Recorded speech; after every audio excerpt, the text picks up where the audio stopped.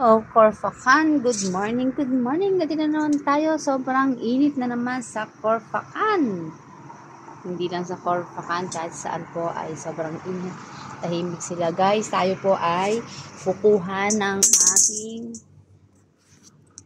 alokbate. Ito lang po ang nabuhay na alokbate at kangkong. Kasi sa sobrang init, yan lang po ang kaya ng katawan nila. Kaya po kukuha ng alokbate at magluluto tayo. Igigisa natin siya. O, patay po yung ibang mga aking mga halaman. Igigisa natin to. Wala po nabibili nito guys sa grocery. Sa grocery. Ayan pa po yung ibang talim ko. Kagabi tawag dito. Nagdilig.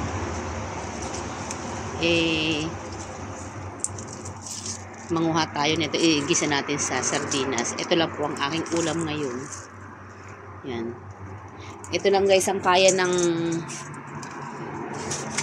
ngayon, ng tawag dito, init sa halaman. Masarap sana guys magtanim. Katulad doon sa ibang bansa, no? Ang dami nila na-harvest na mga gulay. Tapos nakakabenta pa sila.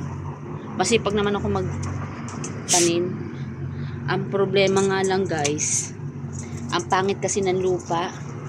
Bumili ako ng lupa, iba naman pang binigay sa akin. Ayan. Harvest lang tayo guys. Mahal na to sa Pilipinas. Ito lang ang aking ulam ngayong araw na to. Kaya kayo sa Pilipinas, kung ano yung yan, pwede kayo magtanim kahit papano. Para kung tumubo man siya, meron kayong dadamputin katulad nito. Okay, bye! Ang dami na guys, Ang dami na yung nakuha ko. Guys, eto na po yung aking nakuha sa aking tanim. Salamat. Guys, eto na po ang aking pinakbati. Ayan, linisan na natin siya. Lalak na natin ang powder today. Ito ay ulam ko na ngayon panghali. Sarap na. Hello guys, magandang gabi sa inyong lahat. Meron tayong kangkong ngayong araw na to. Ayan ang daming kangkong. Nakuha to ni Kuya Jun. Siya po ay nag-ikot-ikot kahapon at nanguha siya ng kangkong. Ayan, i-adobo ko to. Oo, ang tataba niya, no? Tanggalin natin siya. May nakuha siyang mga kangkong kung saan niya nakuha. Sa asyenda niya raw. Ayan. Kangkong tayo guys. Masarap to sa adobo. I-adobo po natin itong kangkong na to. Ang mahal na kaya ng kangkong sa Pilipinas. Sobra.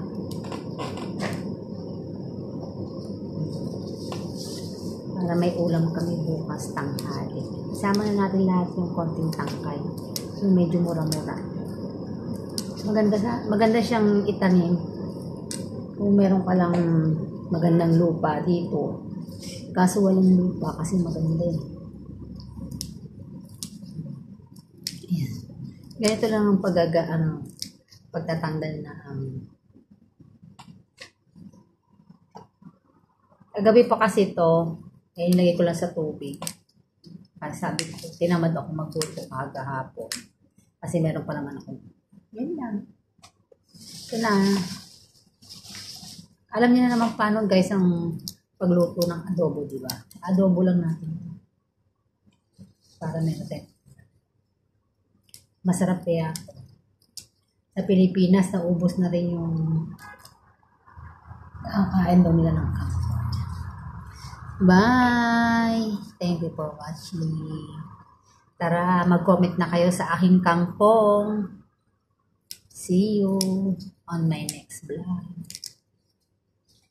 Ang kangkong ni Adele. Bye!